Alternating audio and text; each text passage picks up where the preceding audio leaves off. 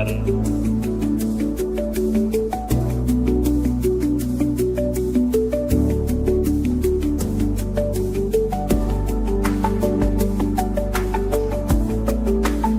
live.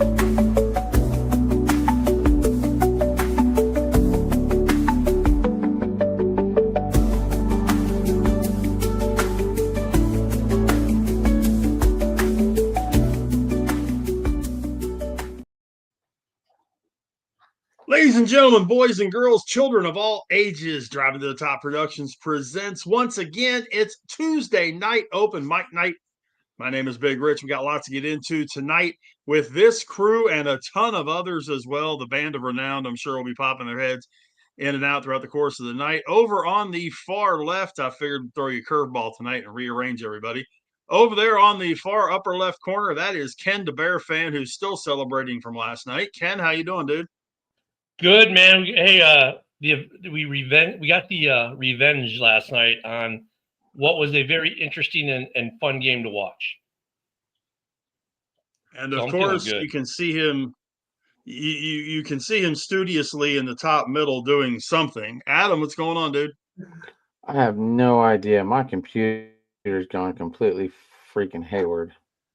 I'll say he's probably doing what I'm doing, trying to share the show. So while he's working on all that, down in the bottom left, Am our I even on the Jaguars screen? fan. I'm just curious. Am I here? You're here. Yeah, you're here. Sunshine's number one supporter, Dylan. What are you doing, dude? Thank you, fellas. And you know what? There's 100% chance that the Jaguars will be in London this week. Wow. Valid point. Home away from home every year. And the man directly below me on the screen, it is the man, the myth, the legend. It is Rav. What's going on, dude? How you guys doing? So we got, I think October is the best month of sports. I really do. So I think this is a lot of good stuff to talk about in October. Baseball playoffs, NHL, NBA starting up. So I really think that any good thing since the Ravens are terrible. So, yeah. Hey, Charles, the good news for your Ravens, at least you won't lose this week.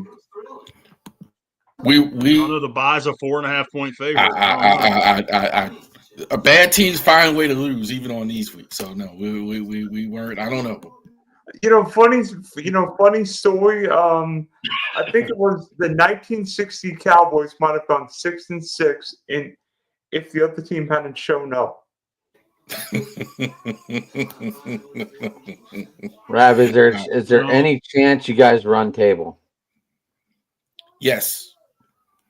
It depends on y'all. It depends on Pittsburgh. If Pittsburgh is for real, then no, there's no chance, which I'm not convinced of yet, even though they've been really good.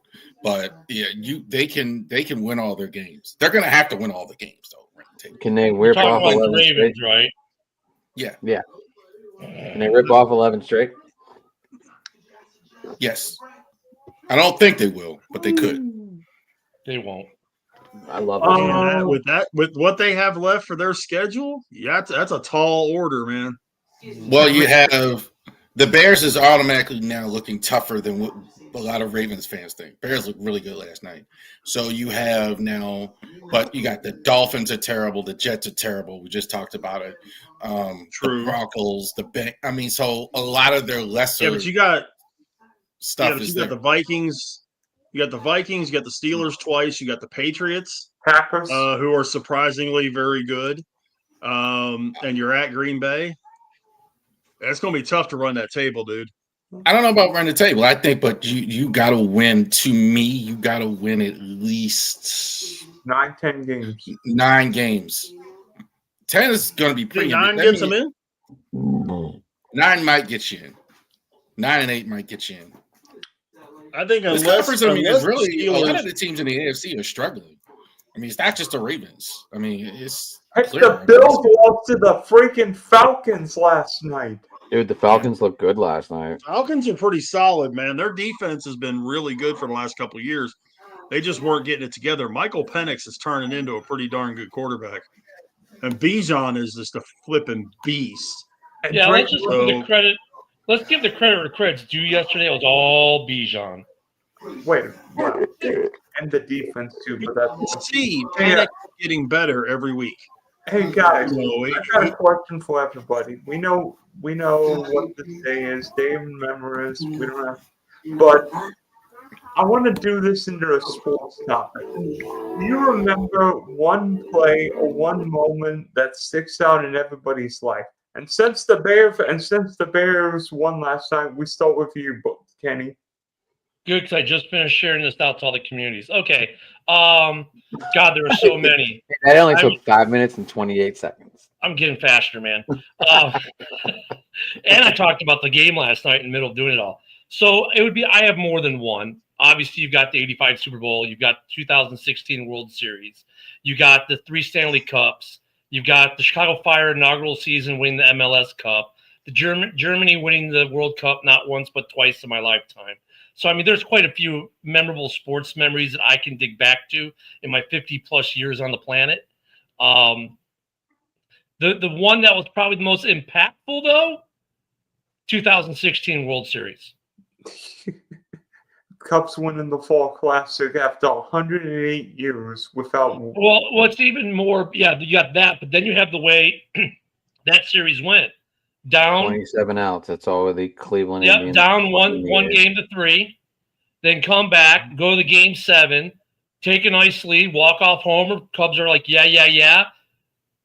Was it Baje? What was his name? Rajay Davis tied the Rajay game. Davis, thank you. Hits it off the Fox TV camera, ties it up, rain delay, extras. Cub fans like, oh, what the hell? And then we win it in extras. In fact, I've got a Zorbist bobblehead with him holding the MVP trophy in the case behind me and a signed Zorbist mini helmet. And the Cubs win it, and that, I think, was the most elation I felt as a Chicago sports fan. The Stanley Cups were great. The Super Bowl was great, even though I was only about, 13 years old or so when that happened. The Germany World Cups were awesome, right? Especially the one in Brazil, when they beat Brazil 7-1 in that game. I was at work watching the game on TV, and I look up, oh, they scored a goal. Well, let me go across the hall. I got to go talk to the Spo. I come back. Hey, sir, yeah, they scored 2 more goals. What? That was pretty cool. So, I mean, the most impactful one, though, is probably the 16 World Series. And the funny thing was, Jason Hayward led the Cubs doing the rain delay, and all of a sudden the Cubs were like, whoop, whoop, whoop, whoop, whoop, whoop. Yeah, the player-only meeting during the rain delay. A lot of people don't remember that. That they did the player meeting in the locker in the weight room, and then they came out and took care of business. And that series had a little bit of everything, with Schwarber being out almost a whole year, and then being the DH, which he still does really, really well. But that was probably the most impactful because the 108 years, the way it happened. The 2010 Stanley Cup was kind of big too. Don't get me wrong, because that was the first championship in Chicago since the 90s when the Fire won their inaugural season. That was the Patrick Kane sneak-in goal, right? Yeah, against Philly, when no one knew it was a goal, but Patrick knew, and they're celebrating, and they're like, "Oh yeah, that was a goal."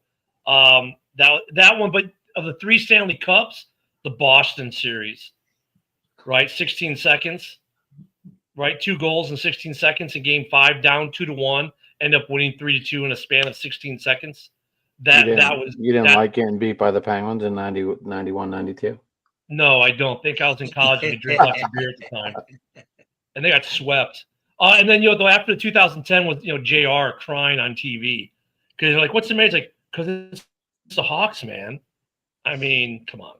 I mean, it's hard. It's got to be hard for guys like me and Rich, and Rav, those older guys. Like, we've seen a lot of impactful sports moments in our lives. So it's kind of hard to narrow it down to just one. Charles. Well, I thought about their question, and there's 2 from me, and I'm gonna go with the positive and the negative too. So, as cool as it was to win the World Series in '83, I was only 6 years old, but that was one of my first memories of sports, so that was cool. But the 2000 Super Bowl, on the positive side, was probably as cool as I can remember. That was actually 2 a little bit more personal. My father was still alive then. He died, I think, like a year later. That was the last time he saw a team win the Super Bowl, and it was the Ravens actually winning the Super Bowl. So that was really cool that I got to share that. And I was actually still living in Baltimore at the time because that was cool. Like everybody's honking their horns in downtown Baltimore and everywhere we went. I mean, it's nothing cooler than that when you're just shaking hands with people you don't even know or just barely met or just giving them a hug. That's a real thing.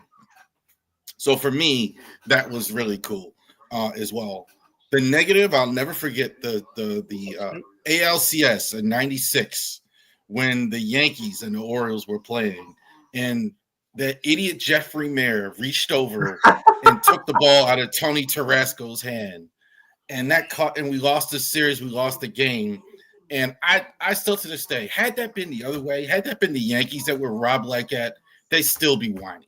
They still be like, oh my God, this is but because it was the Orioles, it was funny and all that other stuff. So that was Big to Hoss, me are you getting in here or the what? two that stuck on me. You joining us tonight?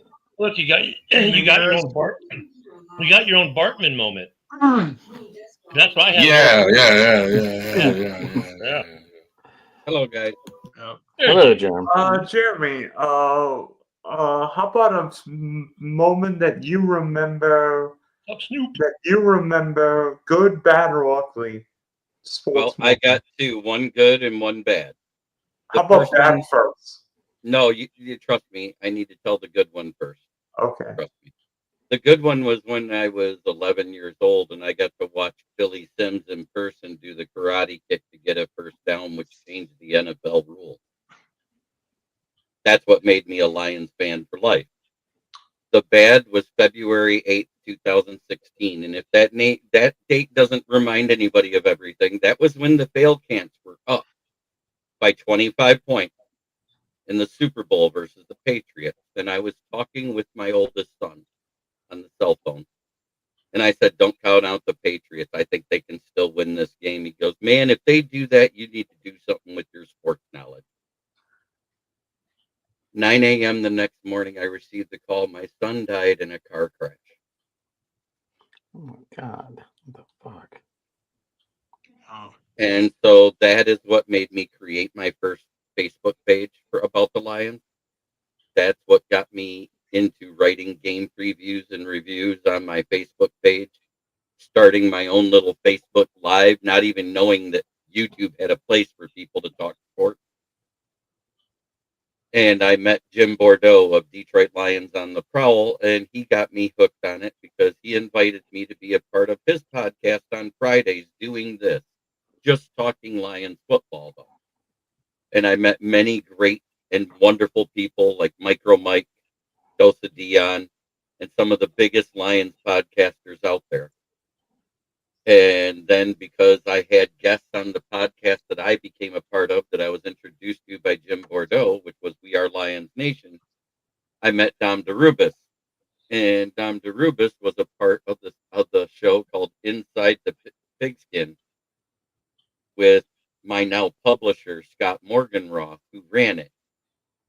And I made some comments because they were talking about the difference between the Matt Patricia coaching staff and front office and the Dan Campbell coaching staff and front office with Brad Holmes. And I had my nicknames for him, and I said, oh, you mean Matt Patricia and Boob Quinn? And he laughed so hard, he messaged me on Facebook, and the next thing you know, I'm on my fourth season of writing game reviews, game previews, and off-season reviews.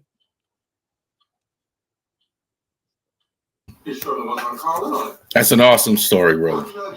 Everybody watching that would agree with me, I'm sure. That's awesome. Absolutely. Yeah, you turned something negative into something really positive, and it's really good. And I'm quite sure he's smiling every time I go live down from heaven. Absolutely, brother. Yeah, absolutely.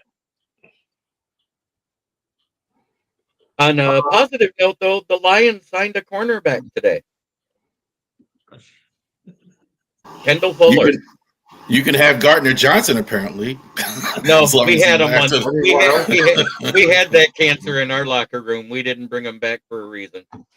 Yeah, Dylan, I guess I owe you a bad because I only gave you good, and I don't really have a bad I mean, I could say the 84 Cubs, the 89 Cubs, the 91, 92 Blackhawks, the 06 Bears losing the Super Bowl, the U.S. national team bowing out in the World Cup in Seoul in Korea after a great run.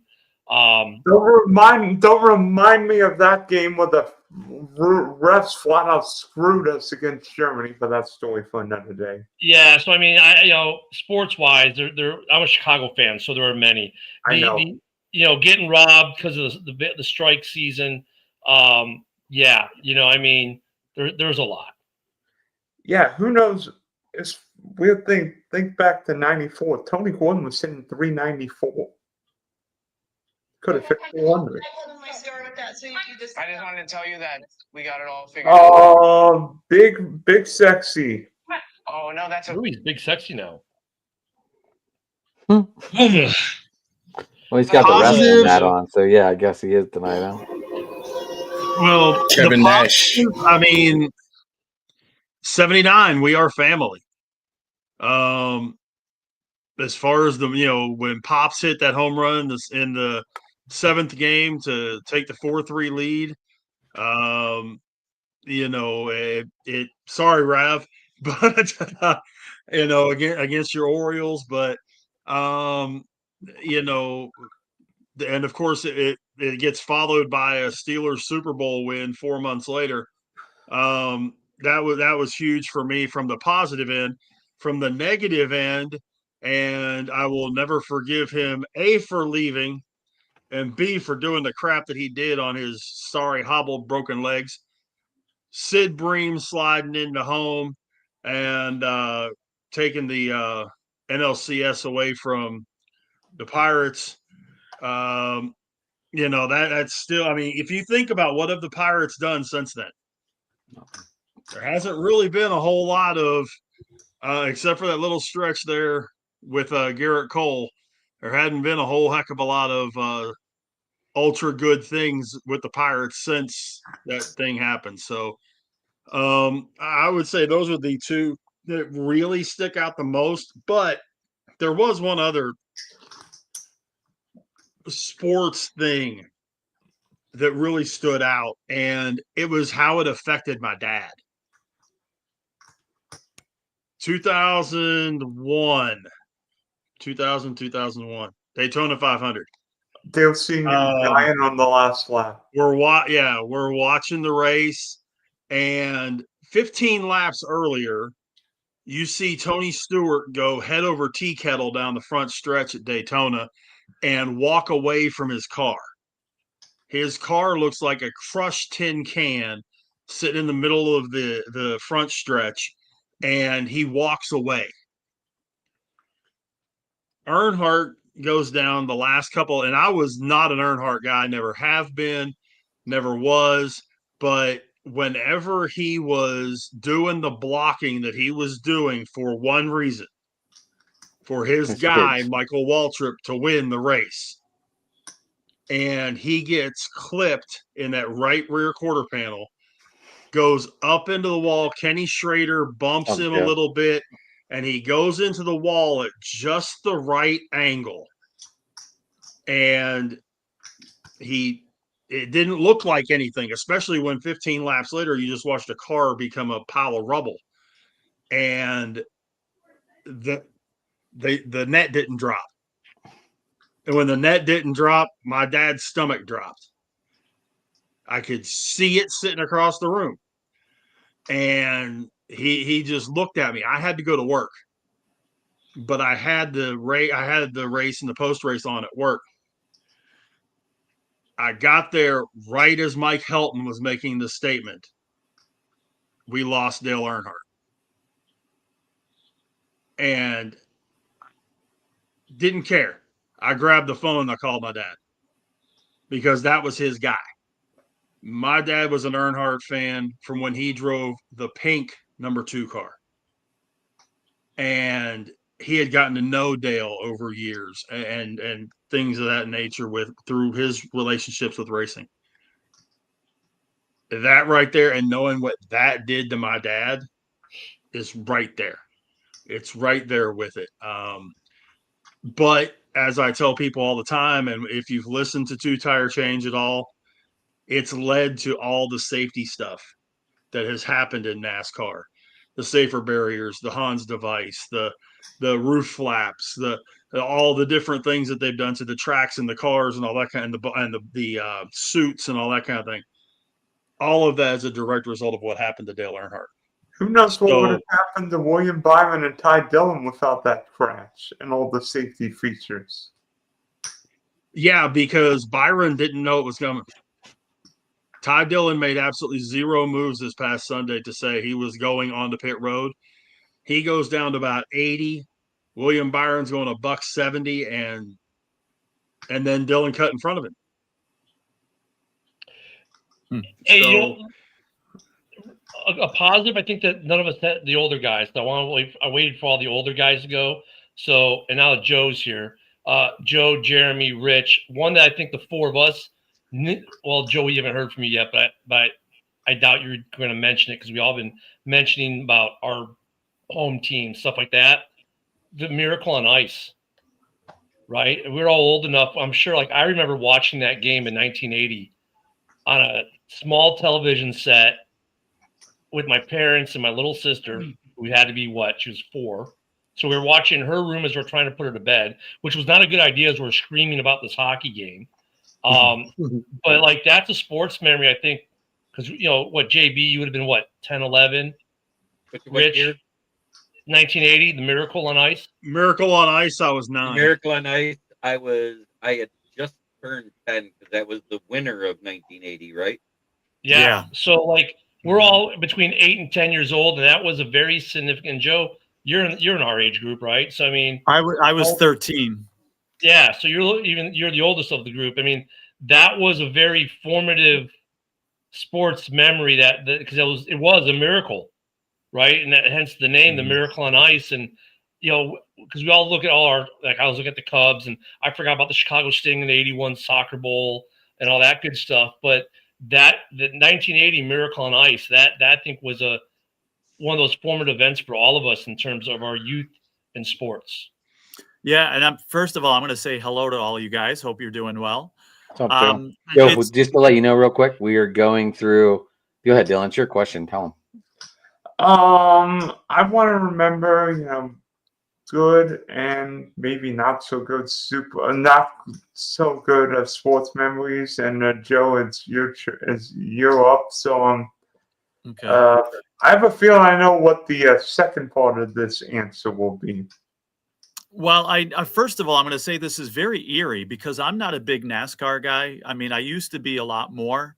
And I just had this conversation with somebody as I'm coming into the podcast here about the Dale Earnhardt situation. I was just 2 days ago, I was having this conversation, and we couldn't figure out how a guy flipped his car 5 times, and I swore was dead at impact, Tony Stewart there, and walks out, with a concussion. And then, a guy just barely taps the wall, or so it looked like. And then I hear on the radio 2 hours later that he's gone. So very eerie that I just had this conversation 2 days ago. But if you're talking about like my favorite sports moment, I guess. I mean, if there's one game I could ever have back and watch again, not knowing the result, I think it would certainly be Game 6 of the '86 World Series. Of that whole thing. I mean, just the whole events. I was at college at that point. I was 20 and watching with mostly Mets fans.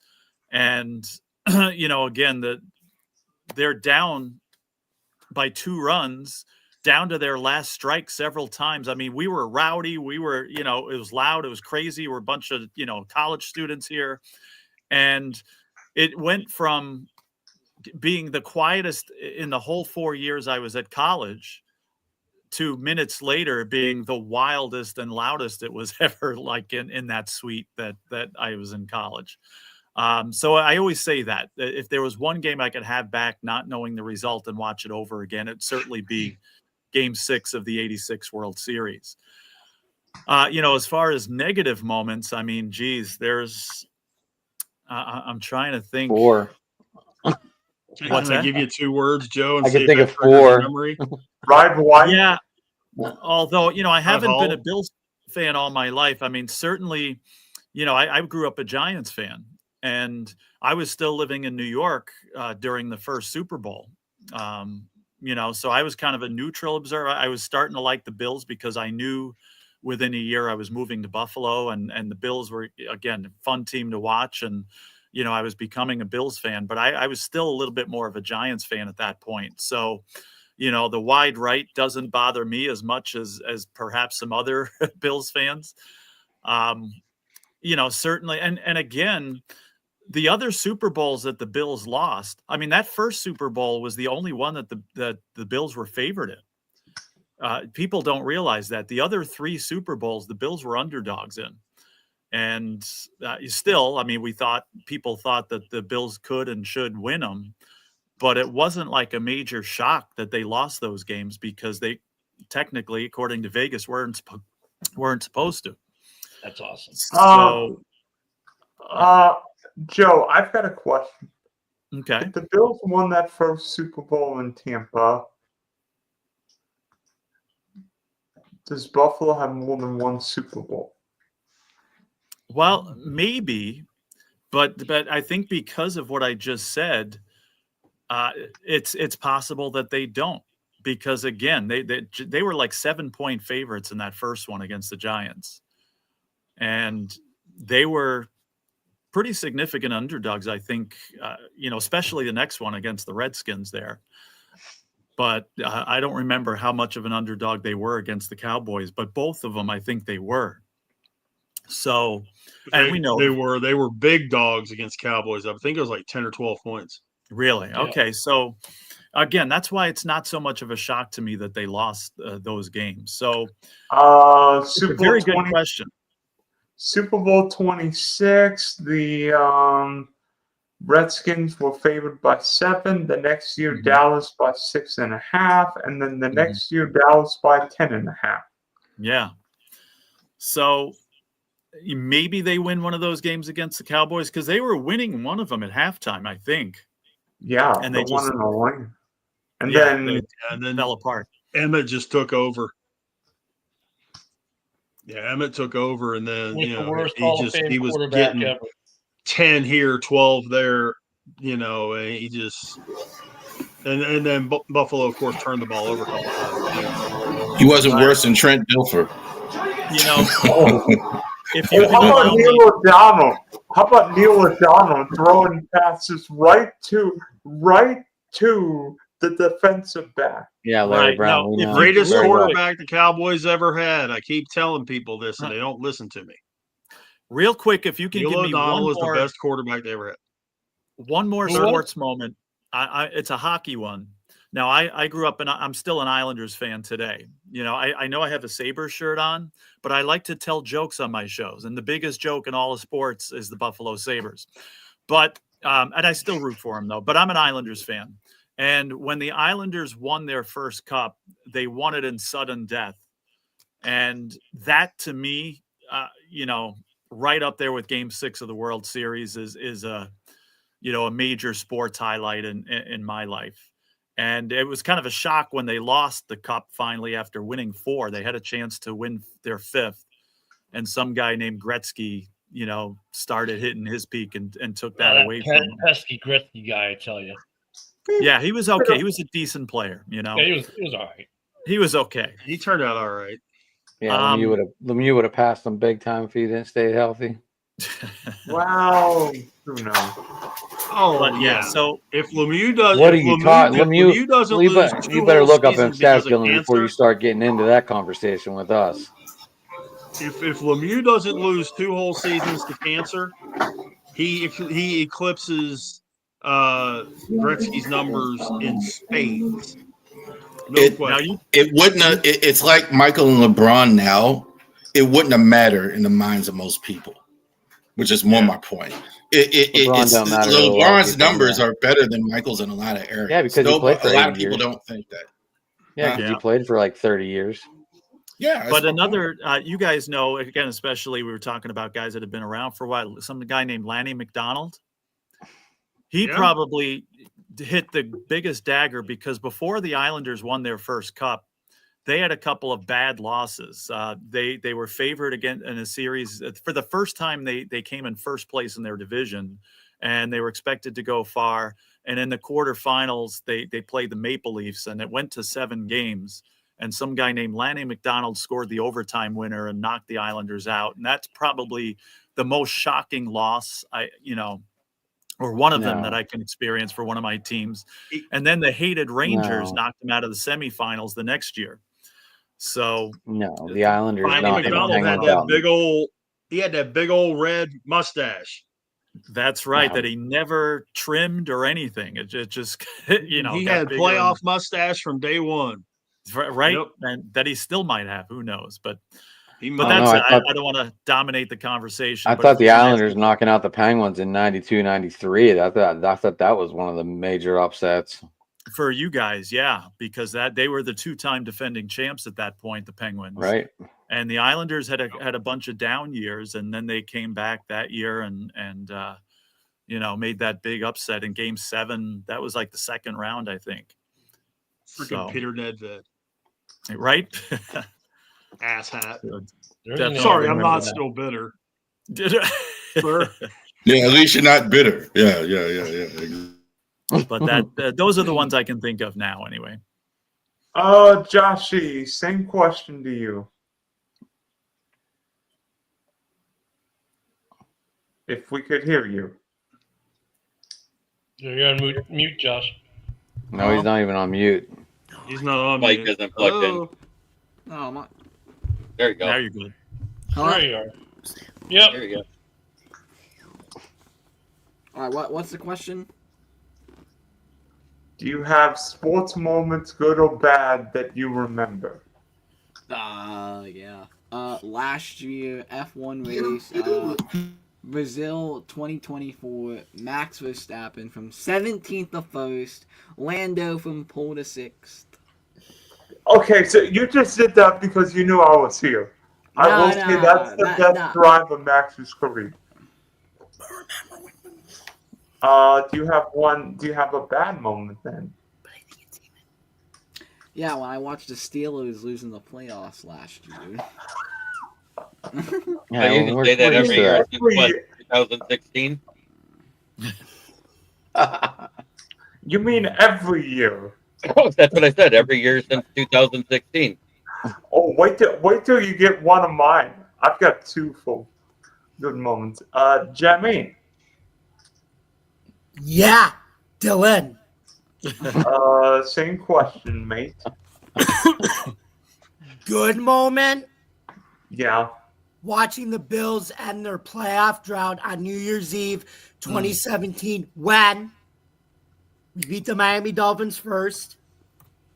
And Tyler Boyd made that game-winning catch against Baltimore. And Cincinnati had to stop him on defense. And Bills fans, we donated to Andy Dalton's charity the minute after that game happened. And that was Sean McDermott's first year, of course. What? You couldn't wait for Rav to come back for that? Yeah.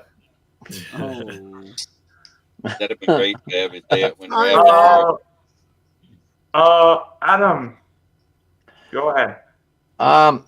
Being at the Pirate game during Game 6 of the Stanley Cup, and this is back when we all had Walkmans and we didn't have earphones. We had over-the-head speakers, and everyone knew the score, but we weren't like going crazy. And I remember Lenny Dykstra hit a bomb, and it was gone, and that made it 1-1. And all of a sudden, Dykstra was round in second, and they showed the score of the game. And they came up 6-0 Penguins. And I was sitting on third base side, and Bobby Bonilla was standing there, and he's like, and you could just read his lips. He was like, "What the fuck? We just did a home run and tied the game." He did not know that they showed the score of the game up above on the I guess Jumbotron. I don't know if that's what we called it then, because this was back in the 90s. This is when but I mean, this is also Three River Stadium, so we're at Three Rivers, right? Yeah. They shared and I remember we got home that night, and like even the church bells were going off, and we knew like this was big. This was big. So I was up and I was like, let's go to the airport.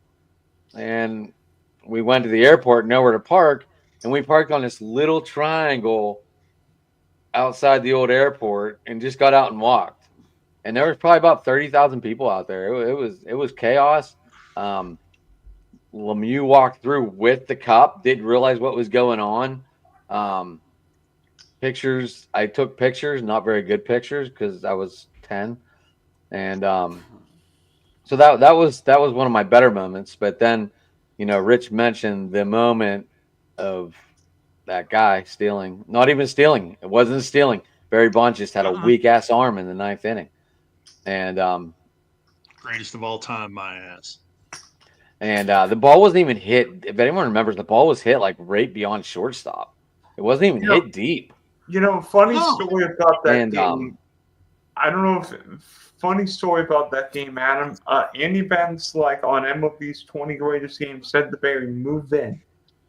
And then Barry gave Vance like the finger. He did. Is this the you realize that was hey, Adam, I got an even better one for you because I just saw this come up. Today's the 33rd anniversary of that play. Oh no! Oh no! Is this the Cabrera game? Yeah. So I remember Sid Bream slide. Yeah. We literally just moved into our new house, and I remember just sitting in the back room, just going, "We're never gonna go back to the playoffs. Like this is it." And we've gone back. You knew twice. they were blowing it up. Bonilla was gone.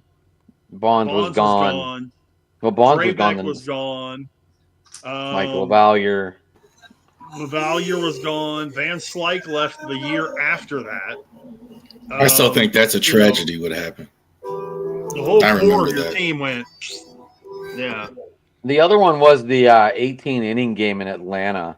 Oh, well, you got hosed in that game. Yes, we did, and I remember I had the fort on the show, and I said, I said that play right then and there. I said, was that the downer of the whole season?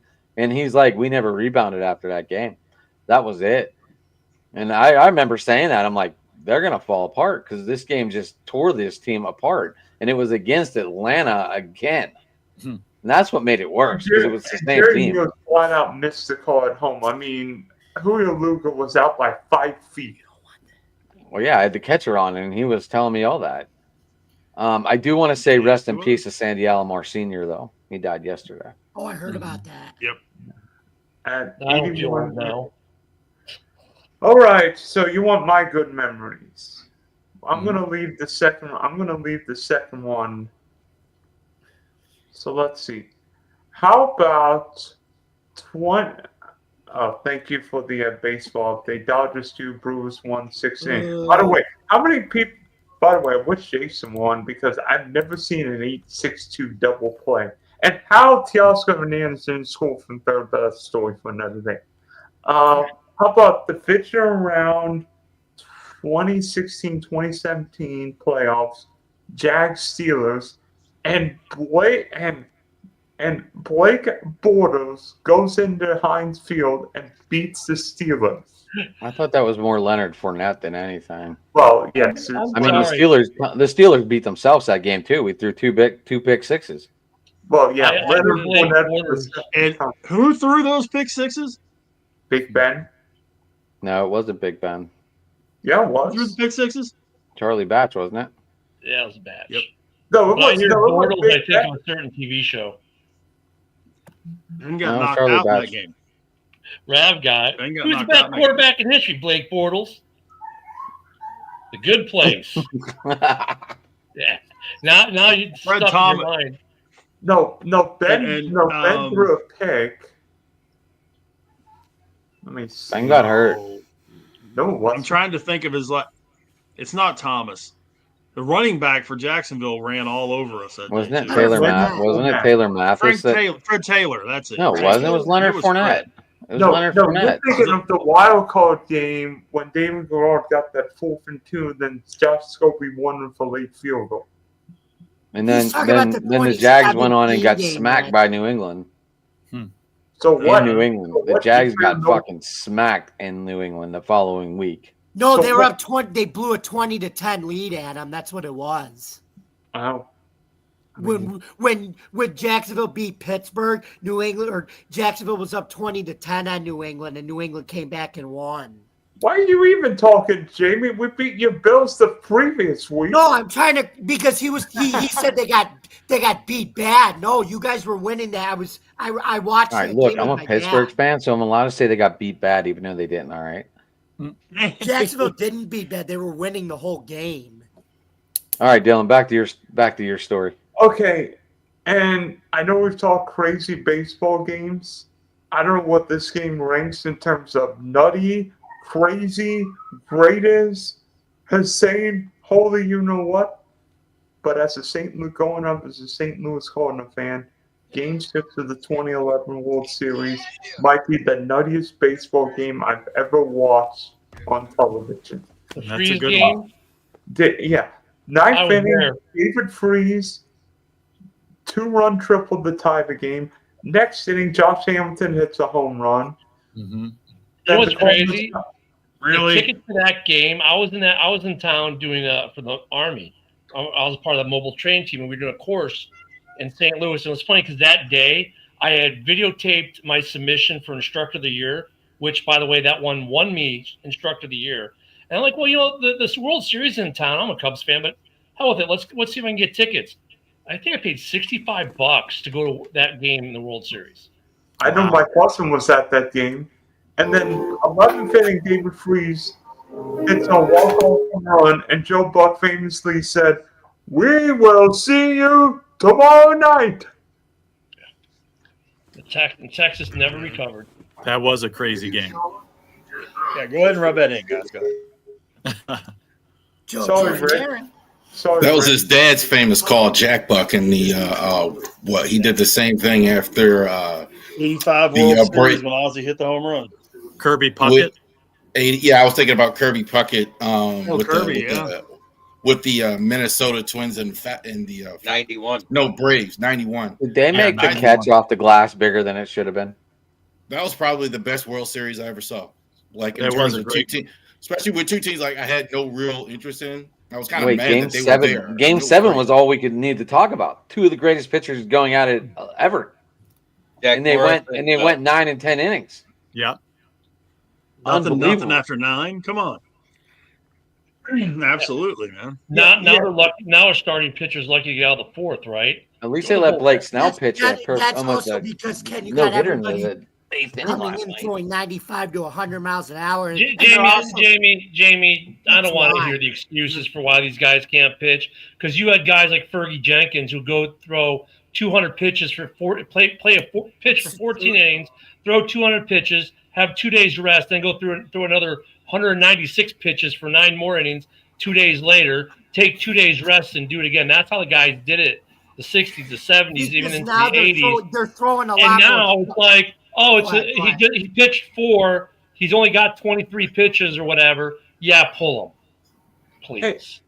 On top of the fact, guys are getting hurt more often, and they're pitching Yes. less. And they're pitching Like less. I think Right, Jamie right, is right in right. terms Year of the round. velocity Yeah, thing. right. That's a real thing. You, me, and Joe know this, right? It's not that just because they're throwing it harder, but they're also throwing a lot of these junk pitches where they're throwing 92-mile-an-hour sliders with their arms bend like that. Man, Your arms talk are to meant. Fergie. Rich can tell you this. Your arms are meant to throw a slider that hard. talk don't to know. Fergie. That's why they Fergie get Jenkins will be well- the first to tell you he threw hard every time he threw the ball. No, And it's right. not like they're not throwing. They didn't throw hard back in the day. I get look at Kerry Wood with his arm angle destroying his rotator cuff. I get what you're saying there, Jamie. But dude, the guys back in the day that were pitching 200 pitches, in a game, taking 2 days rest and winning. Dude, they were throwing it just as hard as they could every pitch, just like they do now. It's just No, they did not. even That is football, the not guys right. are getting hurt more because they're doing less. Maybe That is could not- be it. Okay, They're I doing got That is one. not accurate. That is not accurate. They were throwing hard. Guys they who were weren't starters throwing- didn't. Go ahead. I'm sorry. Yeah. Rav has a point about, you've got probably 40 guys right now that can throw 100 consistently. Back then, you had 4. But at the same time, it still goes back to that playing year round and not giving your arm a chance to rest and all that stuff. Because these guys, they played in the spring and the summer, and they either worked another job or they did whatever else during the off season, and then spring training came around and they started back up. So their arm was fresh and they weren't putting the wear and tear on. This year-round ball from the time you're 8 years old wears that arm out, and it does not give your body a chance to recover and your arm a chance to recover, especially in your developmental years. But Rav's right. There's a lot more. I get the 100-mile-an-hour thing. I get the 100-mile-an-hour thing. These guys were they were throwing as hard as they could. So yeah, they weren't as strong to throw the 100-mile-an-hour, but they were throwing as hard as they could, which still puts a lot of wear and tear and torque on the body. But I think that, Rich is right. This year-round thing we see with the NFL now too. This year-round thing, they're doing less but getting hurt more. Those guys back in the day, even football players back in the day, they did nothing in the offseason.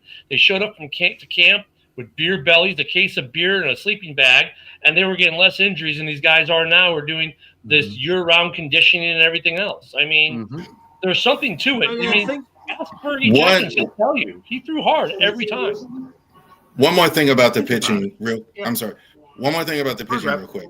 Guys, back in the day when I was young, if a starter threw maybe 3, maybe 4 pitches, usually an older guy might have like arsenal of 4. These guys are throwing 5 and 6 and 7. That's too much on your arm too. You can't be throwing a fastball and a curveball and a split and a slider and no. That's the other thing. They're throwing too many types of pitches. So what you're saying is they're not as good as the old pitchers who didn't need all this extra junk. They could get you out throwing 2 pitches. They don't protect their arms. They don't. And the stupidest thing, the stupidest thing in the history of baseball is the junk pitch. It's 0-2. Throw strike 3. Right. You don't need to throw it in the dirt. You don't need to throw outside. Throw. I always thought strike 0-2 was high and tight. They think Nolan Ryan or J.R. Richard? You think Nolan Ryan or J.R. Richard or Roger Clemens or Randy Johnson or any of them guys was throwing junk at 0-2? Hell no. They're like, okay, you didn't hit the first 2. You ain't hitting this one either. And look at these guys. Look at these guys with long careers. They didn't need 6 pitches. They had 3, maybe 4. Maybe 4. Most of them had 2 or 3 at best. Maddox, Johnson, all these guys, Nolan Ryan pitched for 20 years? I mean, 27 years. 26. Yeah, thank you. 27 years. And he didn't need 6 pitches to do it. And if you asked them to go game 1 of the World Series, game 3 of the World Series, and game 7 of the World Series, and he would give you all 3 of those games, and he would go 9 innings in every one of those games if he could, if they didn't touch him. Hey, by the way, I've got one for you. Do you remember Harvey Haddix throwing 12 perfect innings against the Braves? 1959. Yep. That's before my time. And lost the game. Yeah, I don't remember it, but I know of it. Lost. Yeah. I know of it. My dad told me the story of the game and all that. But yeah, 12 perfect innings, loses 1-0. Yeah. One thing a lot of people don't talk about in the story is that the guy on the other side of that game also threw a complete game. Yeah. 2 complete games, 13 innings. Yeah, the perfect game, though, the double perfect game was obviously very rare, but it wasn't unusual to see both starters throw a complete game. Right. It wasn't a double perfect game. It was a double complete game. I'd watch Maddox throw a complete game and take a 1-0 L. Throwing a complete game. Maddox threw a complete game, but we lost. What? Yeah, it was 1-0. Oh, we have no. I mean, that era of Braves, they had it every night, every freaking night, pretty much. Maddox gave the complete game. Smoltz would give it a complete game. Glavine would give it a complete game. I mean, they had it every night, pretty much. Nowadays, get 10 of the season. Well, even when they get to the playoffs, these guys don't pitch. It's 3 innings. It's like bullpen baseball. It's like the starter might get 4 innings if he's lucky, and they want to gamble. They'll let him go 5. But no, he's definitely not going 6. Even if he's humming along, That was the mistake the Cubs made in 16. The professor was humming right along, and they pulled him, and then we gave up runs because we did the were same thing against LA. Pulled Blake Snow. Like, let the guy go. Who cares? Especially if it's a game 7. You're not saving him for the next day. He's cruising along and he's knocking him down. Let him go. But no, it's like, oh, well, we got to get the fresh arms from the bullpen. If the guy's going, the dude's back in the 60s, 70s, 80s, even up in the 80s and 90s, they were going. And some of these pitchers who don't need 6 pitches, some of these guys in the league do only have 2 or 3 or 4, and they're highly effective. And if they're mowing people down, leave them. Right. Hey, Rich, you know I'm the trivia savant here, or maybe you all. So do you have any trivia for me? Or does anyone have trivia, whether it be football or baseball for me? I think I got another team effort. Okay. Ooh. I got I like these team activities. These team effort ones always seem like they're a little fun.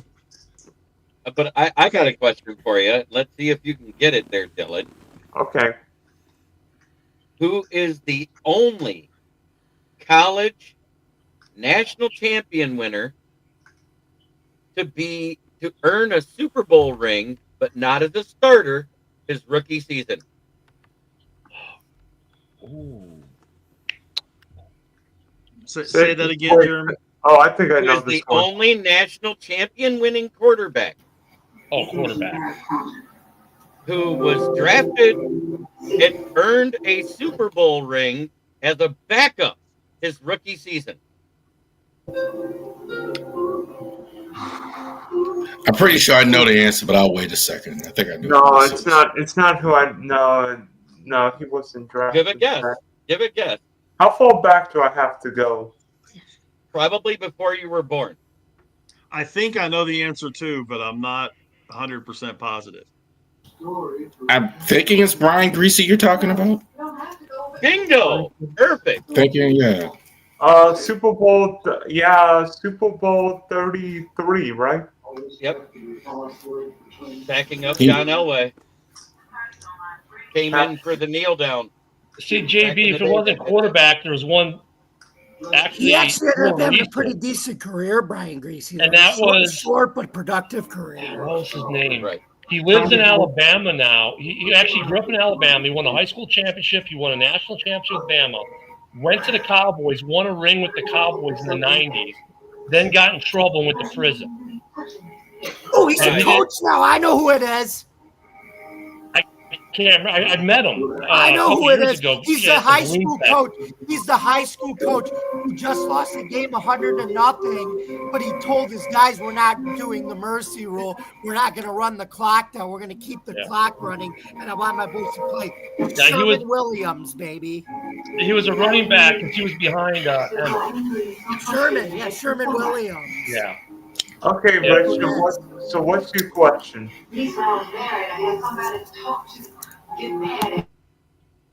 Okay. He asked it, and I said who it was. Yep. I think it's safe to say that one of our dear favorites, Terrell Owens, is one of the top 10, given no questions asked, top 5 receiver of all time, right? I love me some meat. Okay. Get your popcorn ready. Get your popcorn ready.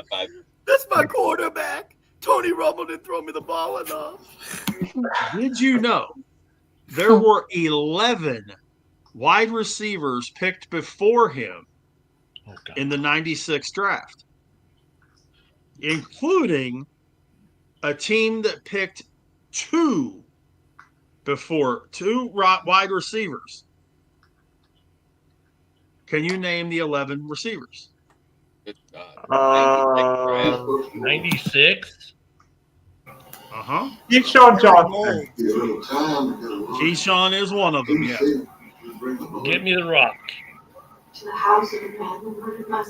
I know one. The guy it's funny. This is almost a trick question. JJ Stokes was drafted on his same team. JJ was 95. JJ was 95. When they say he was not drafted before T.O.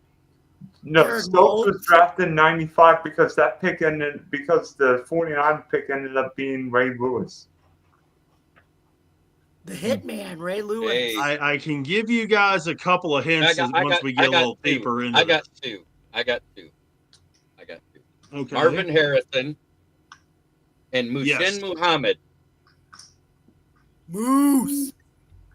Yeah, you would be correct. Very underrated, Musin Muhammad. Moose the third, his son, run. played for Texas. So If I that's remember three. right, there was Amani. I don't have a Tuma. Tuma. Money Tumor. Yep. Joe Horn. Yep. No, Joe Horn's in that list. I guarantee it. Eric Mold. he is not. Should be. Eric Molds is one. He was taken 24th by the Bills. Eric Molds, yes.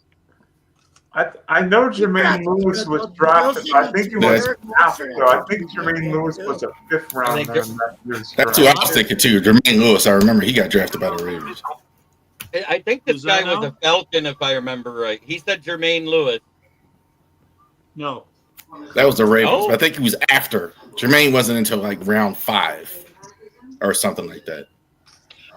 Marvin I think Harrison? This guy, I already said him. Oh, he said Harrison. Bobby Ingram, wasn't he a Falcon? Bobby Ingram was a Chicago Bear. A Chicago Bear. Okay. Yeah. He was a Falcon at some Muhammad point. became a Bear eventually too. At this moment, we have Keyshawn, Marvin Harrison, Eric Molds, Amani Toomer, Mushin Muhammad, and Bobby Ingram. We still have 2, 3, What about- 4, 5 more. Corbett is one in the same draft too, right? But I don't think he was above T.O. Jermaine Lewis isn't Who's on that? that list. Wayne Corbett. Because Dylan said Jermaine No, Lewis. neither one of those. No. Before that. Derek what year was Mays. What year was Terry Glenn drafted? That's the one. That's one of them. I And he guarantee said- it. Derek Mays is actually Yep. correct. Do you know who drafted him? Derek Mays, Green Bay. Low pack below. Yep. So we have Harry 4 Glenn, left. before he died, he had a career though too. All these You guys guys that were want taken him? before T. I got Yo, one Rich. for you. Ken, I don't think anyone heard that. This year too. Alex Van Dyke of the Jets. Alex Van Dyke of the Jets. You know what's funny though, Rich? All these receivers, except for a couple of them, they were good receivers too. Even before They were. T. They were, and a Even couple Aaron of them you Noel. could put in the same. Yeah, a couple of them you could put in the same tier as T.O. Hey, Rich. Okay, we got Maybe 3 not left. Terry One- Glenn, but he had a good long career though. Terry What Glenn's year was- another one, by the way. Oh, sorry. That's what I was thinking. Terry Cowboys? Glenn. No, Patriots. No, Terry Glenn was drafted by the Patriots. And he finished was- with he- the Cowboys with Drew Bledsoe. If you're a Chinese citizen, you can't. 2 left. I could have swore Jermaine Lewis was one because he was picked by the Ravens at 36 in the second round. Derek Mason. No. You guys want one hint? This is the GOAT wide receiver class, 1996. People. Eddie say. Kennison.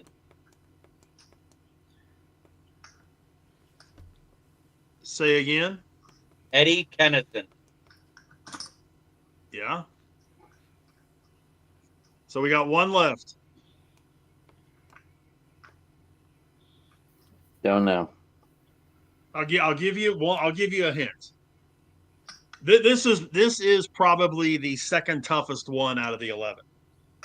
He was drafted by the then San Diego Chargers. Curtis Tony Conway. Martin? No. Not Curtis Conway.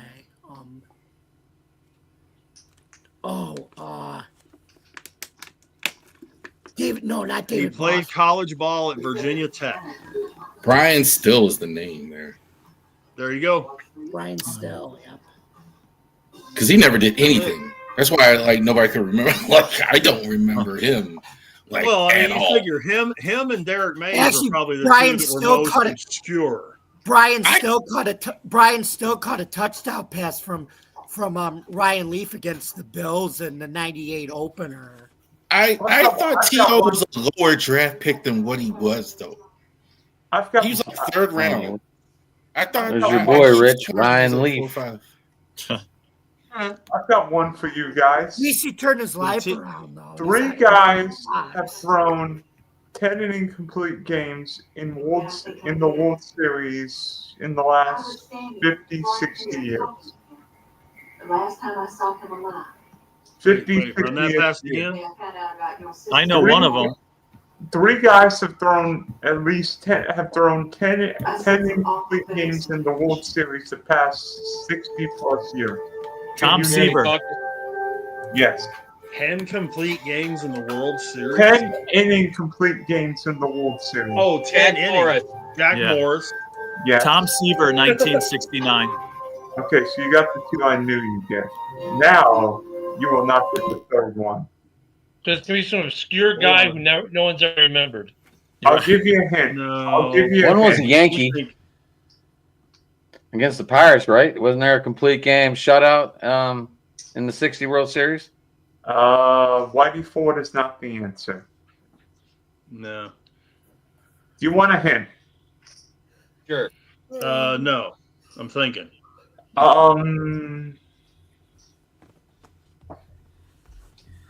Intimidating. Randy Johnson.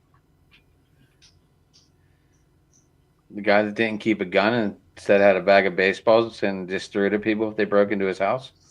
Cy Young winner. Okay. The guy I said it was considered intimidating in a Cy Young winner. So, Yeah. I mean, the dude killed a bird with a fastball, for crying out loud. yeah. But No, I know if you Nolan Ryan. No, no. he Hall of Fame pitcher. Say what? Hall of Famer. Oh, jeez. Who'd we get so far? We got Jack Morris, Seaver, and Morris. Seaver and Morris. Why am I? John Smoltz? No. Oral Hershiser? That's a good guess. No. That's another good guess. I would have those on my list. Kurt Schilling. No problem is if I give you this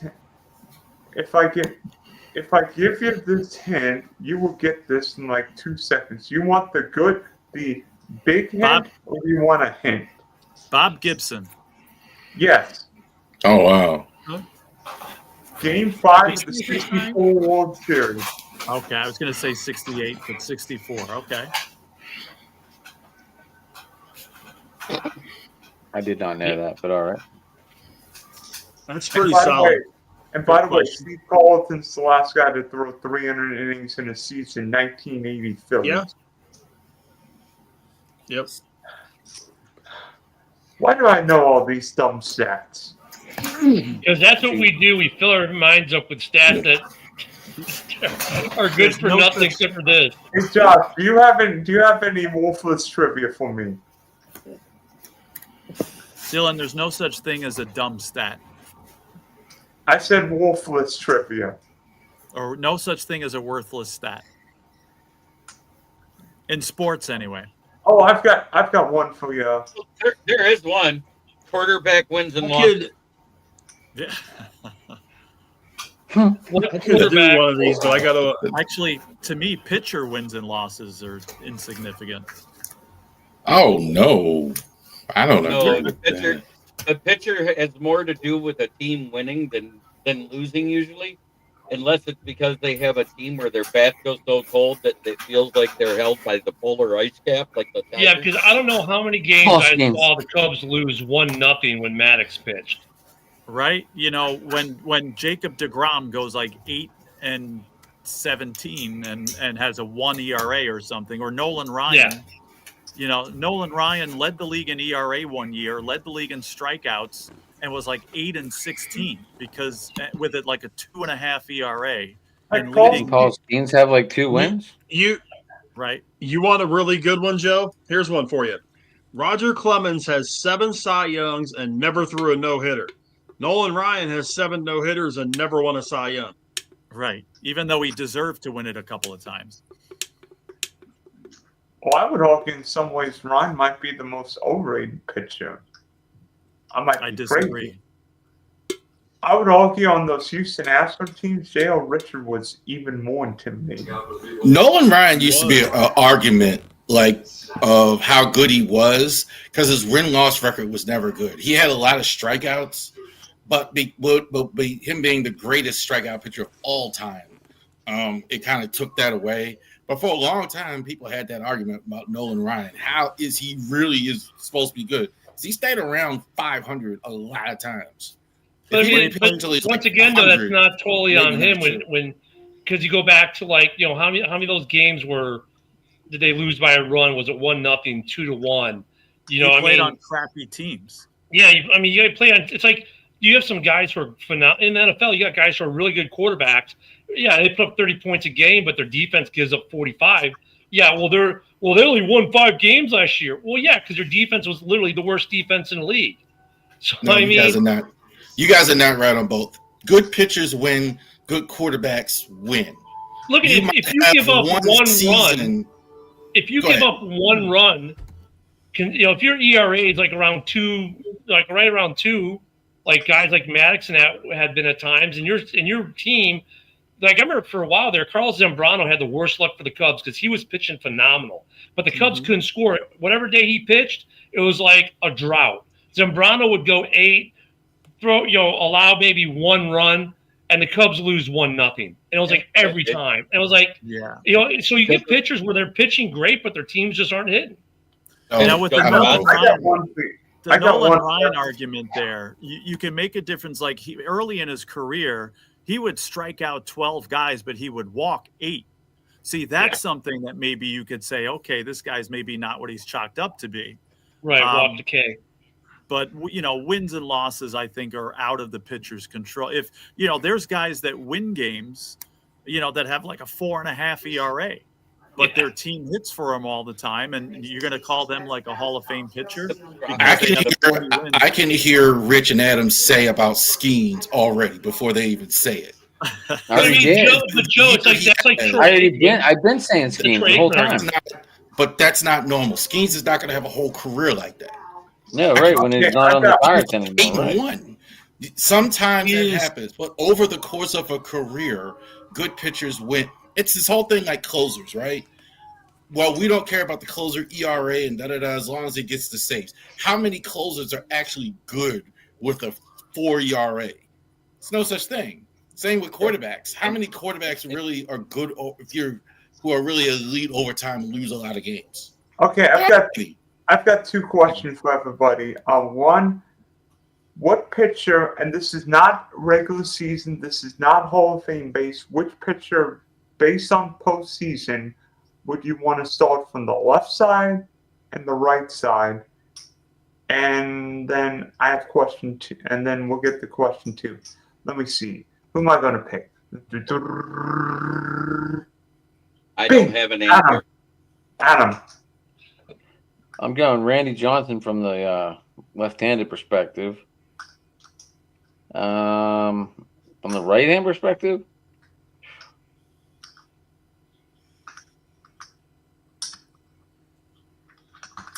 I would want John Smoltz. You know what? I'll go with Adam's answer, except I'll swap out Smoltzy for Maddox.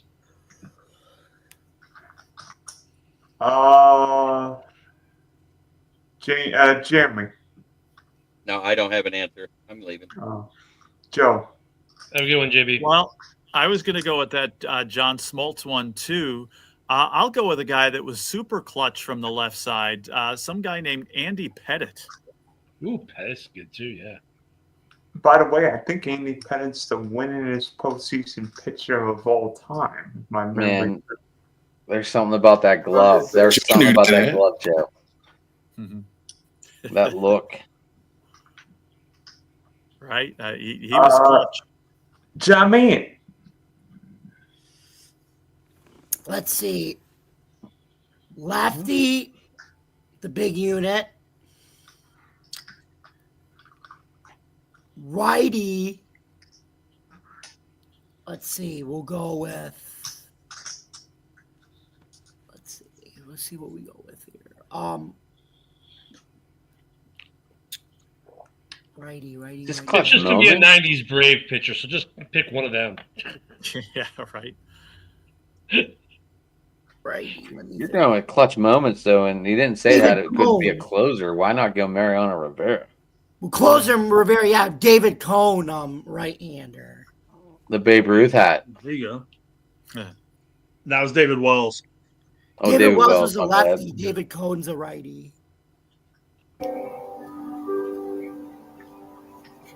David Cone and Saberhagen had kind of missed careers. They really could have been really, really good. I thought both of those guys, like it had it not been for injuries. Cone and Yachi. I don't have an answer. Ooh. Oh, come on, because you. Josh he's never gonna see those good pitchers. They don't let him go anymore. He's going to say Arch Manning. You know what? Let me change my left-handed pitcher. I'm going to homer out. I'm going to jettison the big unit, and I'm going to go with John Lester. Not only did he win one with the Red Sox, he won one with the Cubs. Yeah, but John and then Lester came in relief in Game 7. Yeah, but John Lester couldn't throw the first of his life depending on it. Dude still wins. We're great now. Yeah. Mm-hmm. But Lester's a good because I mean, look at most. I'm already seeing the trend here. Most of the pitchers we're picking are from about the '90s. So I just try to get a guy who's maybe a little more recent, right? Because all the guys, even like for closer Rivera is like, okay, he's the most recent of all of them. But in his prime, Chapman. When Chapman in his prime, he was unhittable as a closer, right? I mean, you could go with Rivera or you go with Chapman. I mean, but then you got guys like we're forgetting about guys like Goose Gossage. But the problem is those '90s guys, they're just so overpowering because baseball was so different then. My favorite closer of all time was Dennis Eckersley. Yeah, none of that. I love that. I think Eckes was every bit what Mariano Rivera was, except for he didn't pitch as long. And he was a good starter. And when he was a starter in Chicago, he was drunk half the time. They all were. And that's a great thing. These guys were drunk, and David Wells, drunk, throws a complete game. I mean, come on.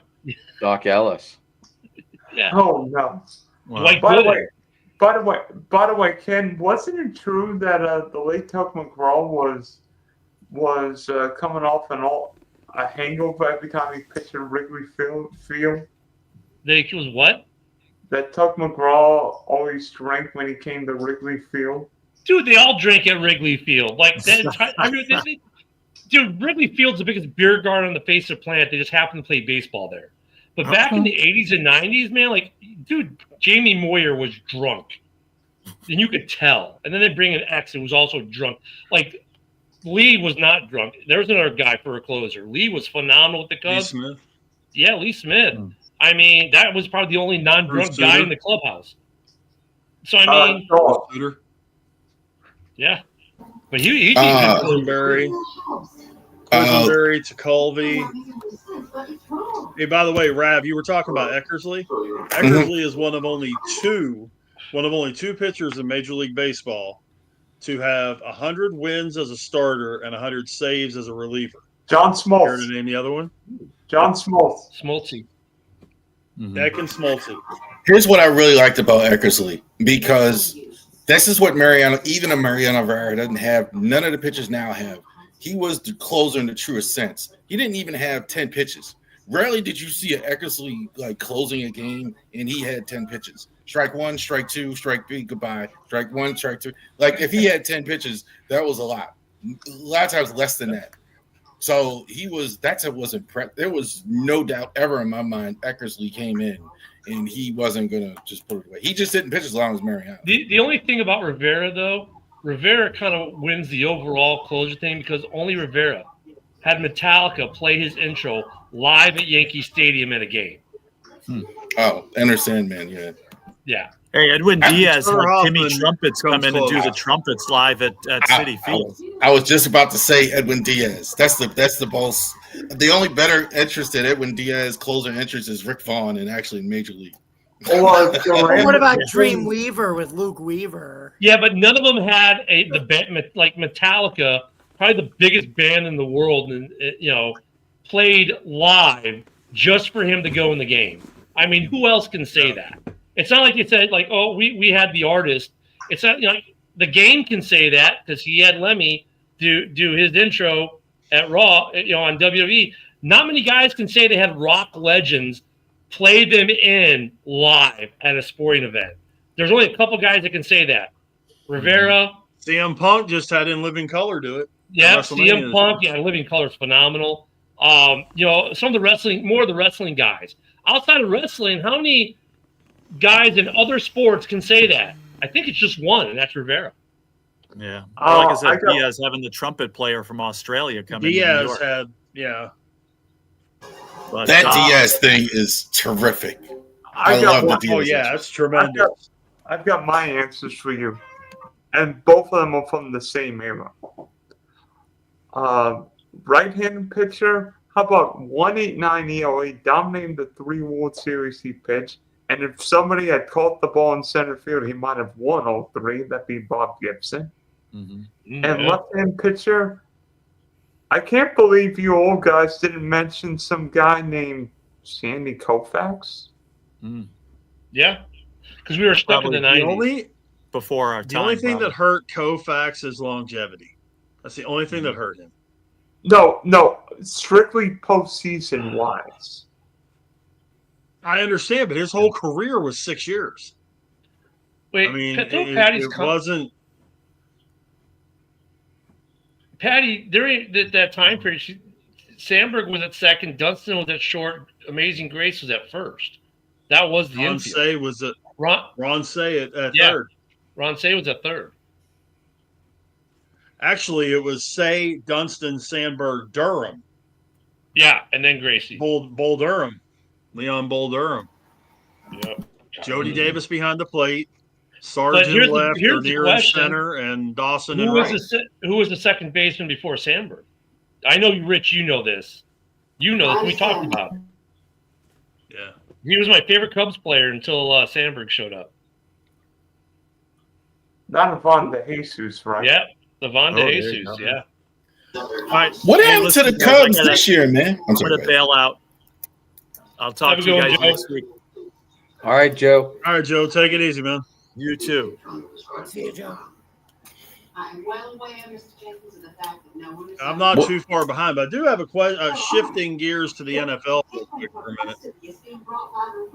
And this is something I know there's a couple of viable answers, so it's not one that I expect everybody to have the same answer. At this exact moment, who's the best quarterback in the NFL? Baker. No hesitation, Baker. What did you mean by that? My sister's neighbor. Best quarterback over MVP, 2 different answers. MVP Baker Mayfield, but the best quarterback from the 20-pound ranking. I'm going to be boring and say Sir Patrick Mahomes. Police confirmed all the details. Jamie? They parked the car outside my sister's house. I wasn't explaining about the number jumped over the fence and Brad? back door. I'm almost tempted to say Sam Darnold the way he's looked. He's looked good, but I'm gonna say Baker Mayfield. I gotta tell you, I watched a little bit of the Seahawks game before I came on tonight, and I was very impressed with him the last 2 years. But Baker Mayfield, he's just fun to watch as a fan. Well, remember, just like he kind of reminds me of Favre. He's just fun to watch. Yeah, but remember, I prefaced this with I know there's a number of viable answers. Josh, who you got? I'm gonna right this second. I'm gonna say Dak. That's a viable answer. Adam? He's still laughing from. Yeah. He's gonna say Aaron Rodgers, right? Y'all listen up now. That's what he's gonna say. Right? Shoot. I'm saying number 6 of the Tampa Bay Buccaneers, but watch out for Mahomes. He gets Rice back this week, and he gets another reliable weapon back. So watch out for him. Mahomes has been good this year. His stats are. I mean, his last 2 games, I thought he was really good. I'm just saying he's going to get better with Rice coming back next week. By the way, the Chiefs didn't have a penalty on Sunday night. Chiefs have what? I guess they He didn't. said they have didn't have a penalty on Sunday night. I guess Yeah, the there's refs a got reason the new why. latest payment. The new payment got him. That's why. I heard they started using Venmo now. I do think the Chiefs are better than we think. Like, that was kind of what I came away with. I think they're still kind of flawed. I think the offensive line is decent from what I saw. I thought it might be bad, but that young guy Simmons and Moore, and they're okay enough. I think their offensive line is looking good. I don't know what's wrong with Chris Jones, so something wrong with him. He's just not looking the same to me. But that's the thing, though, Rav. That offensive line has been spectacular for a bunch of years, and right now it's okay.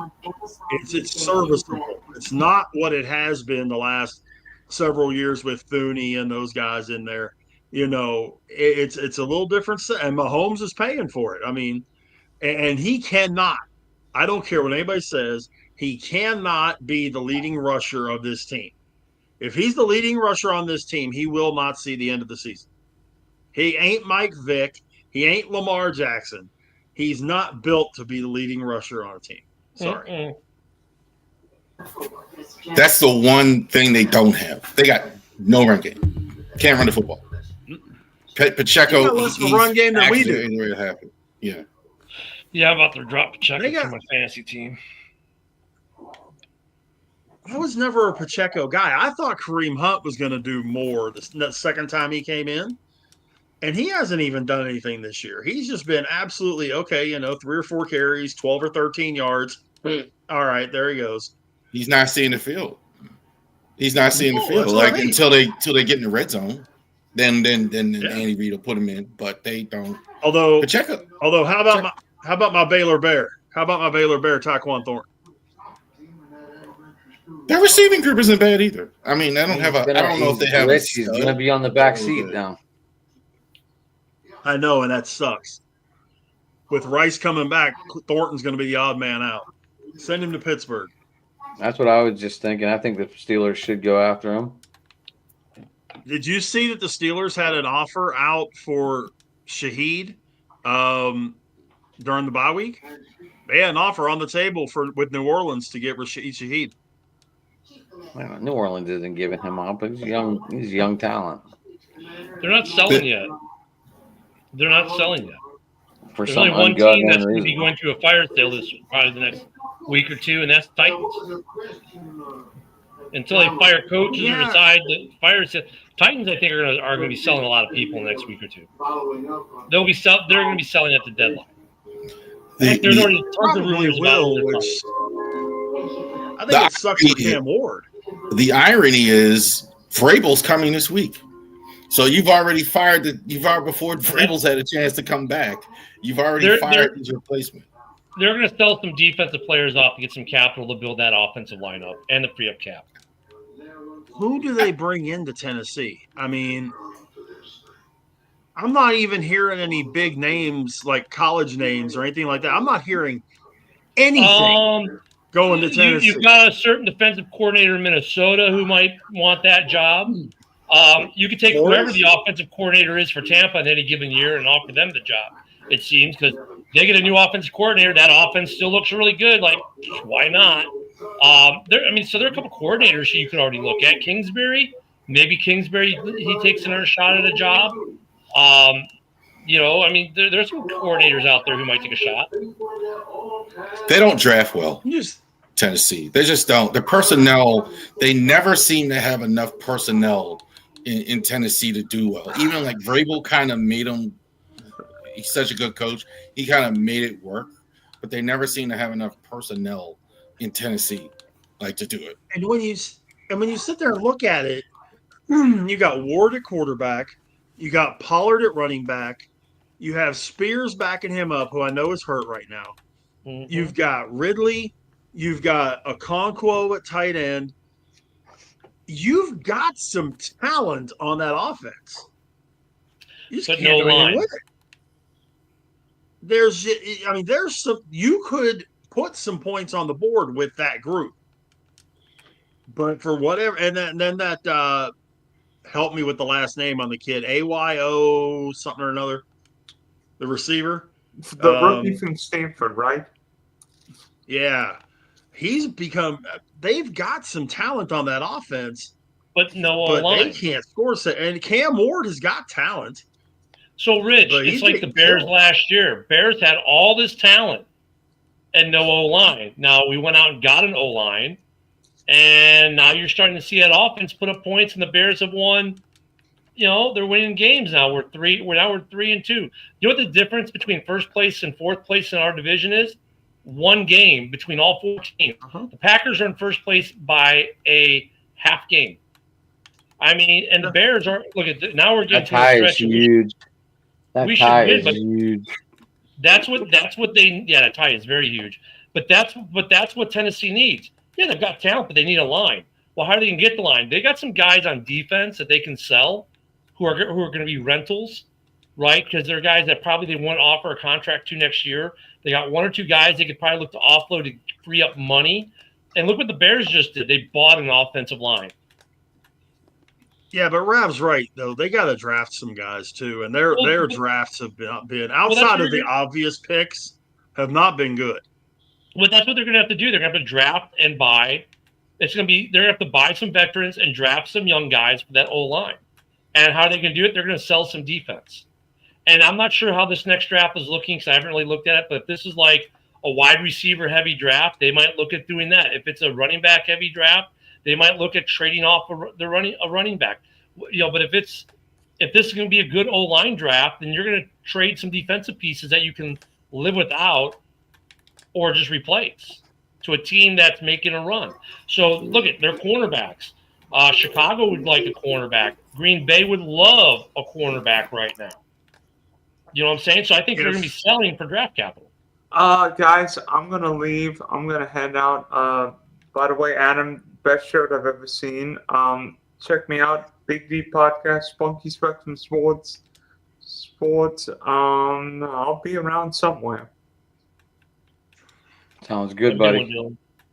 I'm just wondering. By the way, does anybody want first class tickets to the UK this weekend? Because I think Ramshack will be better than whatever game that was last week, but that's here and here there. I'll probably get arrested for memes the second I land, so unfortunately no.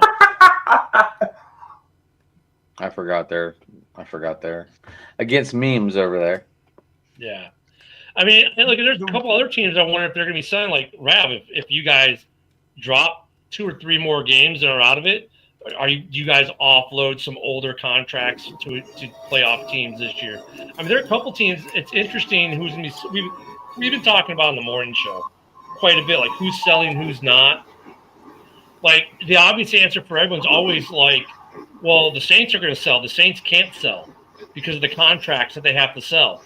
No one wants to pay these contracts next year, right? Like for Baltimore, do they have some guys that they might say, you know what, I might be able to sell and get some draft capital and replace with younger guys? I think Mark Andrews is available to somebody if they keep losing for sure. That's the main one. I think Mark Andrews is definitely available. I think Marlon might be available. Marlon Humphrey. I think those are the main 2. I don't know what they're going to be back anyway. But I want to ask Adam and Big Rich about Caleb. So are you guys convinced now? Have you guys y'all watched the game? Come on. You are you guys convinced that Caleb Williams is you're shaking your head no. Like, is he better? Is he better than what he was last year? Yes. Do I also think that there have been a lot of things around him that have worked out extremely well, like DeAndre Swift playing the way that he can play instead of the way he played last year, which was like trash? Yes. DeAndre Swift was horrible last year. Ken will speak to that. Compared to what he did coming out of Philly and everything, you expected him to light the world on fire. He suffered from the line. He had 950 yards last year in rushing, and once again, that's probably mostly on the line. Am I sold on Caleb? No. Win me big games. Washington, I'm sorry, is not a big win. Beat a Detroit, beat a Philly, beat a Buffalo, beat a Kansas City or, somebody like that, or, get a big Green win, Bay. get big wins. Then you got something there. Beat Tampa, somebody like that. Is he better? Yeah. Is he the guy that's going to set the world on fire that everybody thought he was going to be? I don't think so. Not yet. I mean, I don't know what you think. That was impressive last night. That was about as good as I've seen him look. He actually played with more discipline than I've ever seen him. Without all that goofy crap with throwing the ball sideways and all that other stuff, he kind of stayed on script, and it worked. And I think Washington's pretty good. I mean, they're really banged up right now. But if DeAndre Swift doesn't use his above and beyond abilities at running back to get that huge touchdown. Yeah, but if Duvernay doesn't drop that ball, he was housing it 80 yards down the field because no one was catching him, and there's some drop balls. If that penalty on the Canadian Eagle for not lining up property, which when they reviewed, no, he was good, that's an Odunze touchdown. So, look, that was the best game that Swift has had as a Bear. Okay, yeah, but there were other plays in that game like that. I'm sorry, that was a touchdown that we got robbed by the refs. And then there was some didn't one of the cornerbacks fall down on that Swift touchdown? No, that's why it was still wide open. He broke the tackle. Well, no, before to get that open. I thought he the guy broke fell the down. ankle. Yeah, he broke the ankles and he slipped. And then when the other guy went to tackle, he broke it. And that's what Aikman said. Well, the Bears get lucky. And all of Chicago said, "This is what we think of you, Troy Aikman, the worst quarterback ever in the Hall of Fame." And today, Bears Twitter is being unrelenting. They're showing every quarterback they can that's not in the Hall of Fame how their numbers are better than Troy Aikman because he is the worst quarterback to ever be allowed to get in the Hall of Fame. And we had to bring Troy Aikman. And on Bears Twitter yesterday, everyone was like, just mute this game because Aikman's a fucking joke. Because Aikman was doing a lot of this to Daniels last night, every chance he got. And every chance he could talk bad about the Bears, he took it. Because he hates the NFC North. Sorry for that rant. He hates the Cowboys when he does the game. He's a Giants. Yeah. He loves the Giants. It's just like, but to answer your question, Rav, as a guy who's watched every single game he's played, yes, I agree with Rich. You are seeing improvement this year with the discipline. And you started to see it last year towards the end. You start throwing the ball, be more disciplined with throwing the ball away. And what I like that they've added to his game this year, they tried to add it to the end of last year and it didn't really work. The designed run. They'll do a designed run. If you watch the Bears, they'll do a designed run with him now in the first or second series. And that sells the play action for the rest of the game for the most part. Now, last night, they had their best rushing performance of the year, and I think a lot of that has to do with the Canadian Eagle. Man, we changed out our left tackle, and all of a sudden, we got a run game. So I think that was a big part of it. Like, he was much better on the run than Braxton is, even though Braxton's a pretty decent corner. But, yeah, you give Caleb time. He's making throws. He's still missing some throws that I think maybe he could be a little better at. But there were some big drops yesterday. Like that Duvernay one, that was a touchdown. The Bears, I think everybody's talking about the wrong problem. Defensively, it's still not. That's the problem. Like everybody's talking about Caleb this, Caleb that, Caleb. I think that's the wrong. Defense was the issue. You're right. It was the issue. And then what happens? Now we got Edwards and Edmonds at linebacker finally. Spider-Man's back in the game. And look what they did yesterday to one of the better running teams in the NFL. They shut them down for the most part. And they did get the big outs. And then, of course, they got, Washington, who also is have the refs on the payroll. I mean, there were 4 drives where the Bears got them out. Oh, we're going to give you a roughing the passer call because you brushed Jaden's helmet. Oh, my God. He might have died from that. I mean, there were some pretty bad third down calls by the referees on the Bears defense. That defense, look, they're not getting sacks. They got 1 sack yesterday, but what are they getting?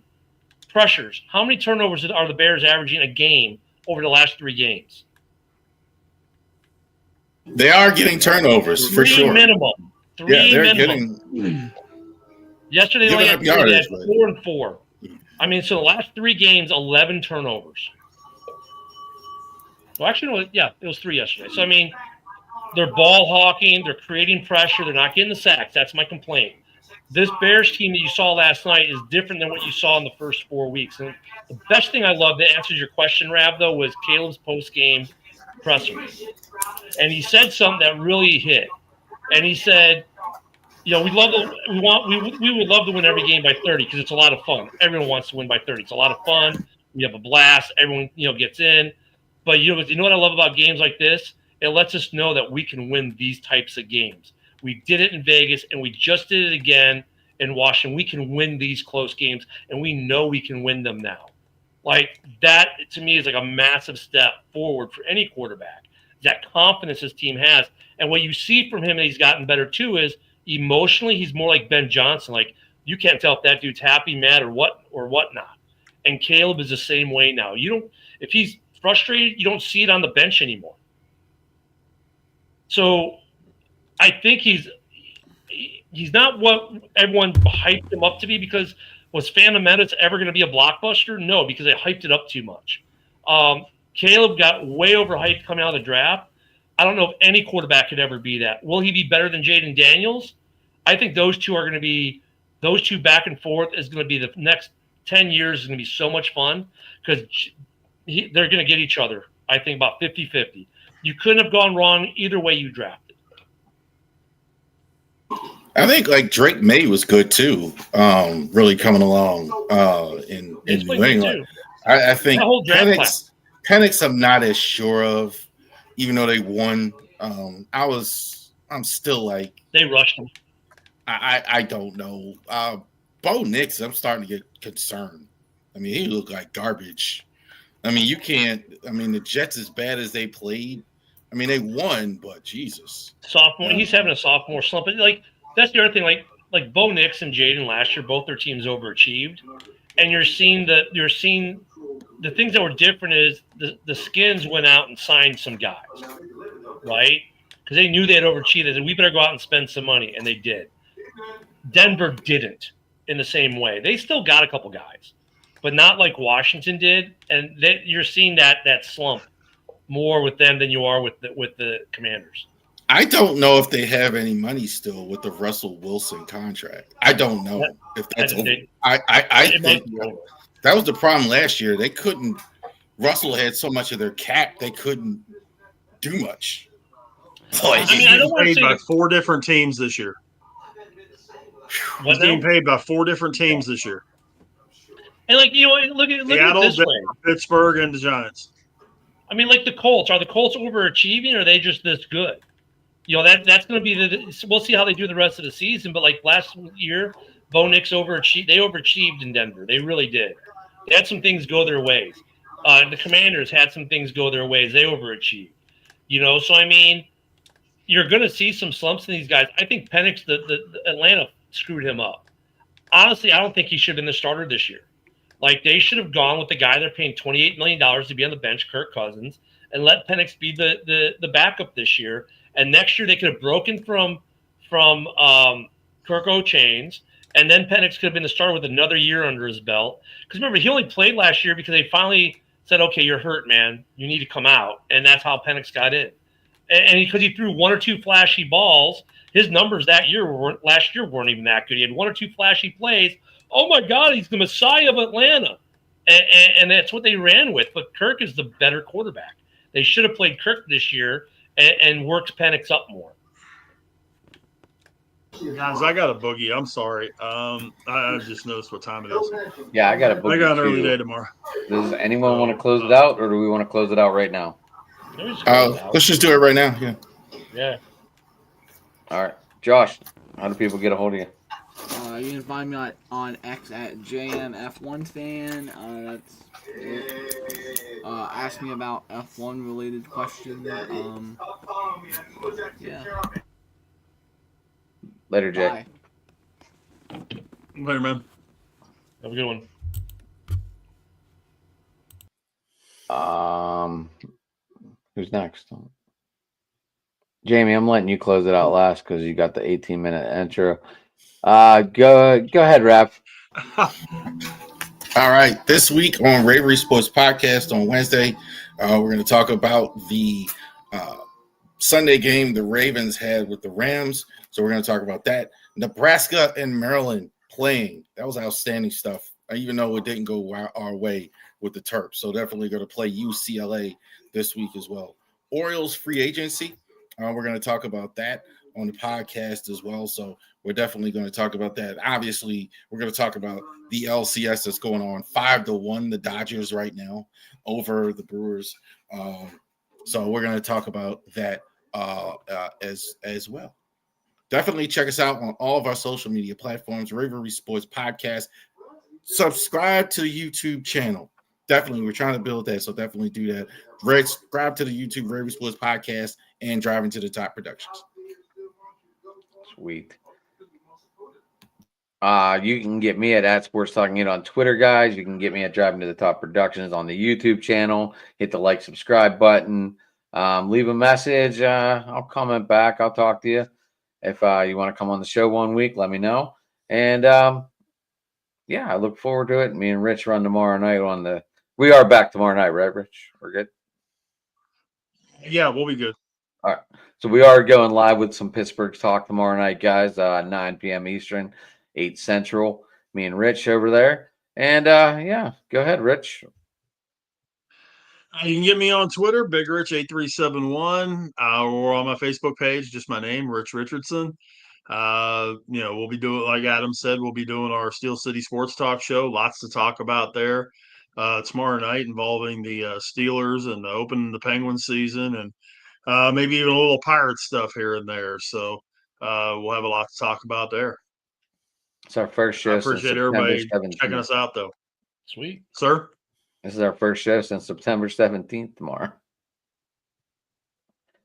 Yeah. I don't know why. Sorry about that.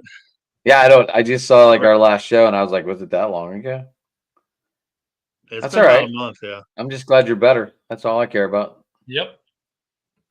I appreciate that. That's the bottom line. You're still No here. more You're shows from still the with hospital us. bed. And yeah, go ahead, Ken, and then Jamie. Make wrestling great again. Absolutely. There you go. So you can get me at Ken the Bear Fan on X. So please, follow, like these shows on X. Comment from X too. We'd love to see you on X, from X commenting onto the show. You can get me at Ken the Bear Fan on YouTube. Please subscribe, hit that like button. Trying to build up the YouTube as well. It's kind of the repository right now. You can catch me every Monday through Friday on X and on the YouTube channel there for Ken and Ken in the morning. It's at 10 a.m. Central, Monday through Friday. Of course, you catch me every Tuesday night with the fine fellas at Driving to the Top Productions, as we like to call it, Driving to the Huddle. Tomorrow, you can catch me 4 times, believe it or not. The morning show, Huddle, House Hall at 7 p.m. Then I'm going to be on with Hoss because it's War Week, so I'll be on his show because he's a Saints fan, and he's going to be on my show as well. So we'll be talking Bears Saints, and then with JB, if I can get my timing right, for his roundtable with Jamie and JB, who left us earlier. And then, of course, Sunday, you've got the pregame every Sunday at 11 a.m. Central at Ken the Bear Fan on X. You can catch House Hall as well. You can catch me on the Huddle Sports app if you have Roku or Fire Stick. Just go to your Roku or Fire Stick, hit the search, go to the apps, just type in Huddle Sports. You'll see the little mic. It says Huddle Sports app, and you can watch shows from there. Not this one, however, because it's not on the Huddle Sports app, so keep us on X here. And same with JB's shows, only on the X and the YouTube. So yeah, you're free to put them on there if you want. We won't stop you. Yeah, no, there's another show on already. So I mean, reruns. Yeah. We're good on reruns. So we like to make it night. But for what do we got? Like over 100 people on X right now. 129. Well, I'm showing 110 on X. 113. It just went up. Please drop your comments from X. We'd love to see you. Yeah, and we got comments tonight from X. And if you're watching from X and don't want to have to wait the 5 to 6 minutes it takes me to put it in all the different groups for all your different teams, just give me a follow on X and you'll and hit that notification button. And as soon as we go live, you'll get notified.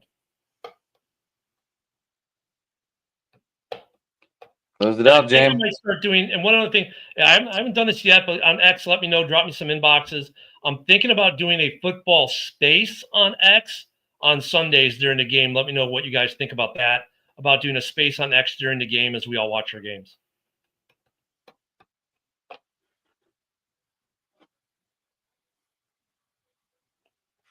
That just kind of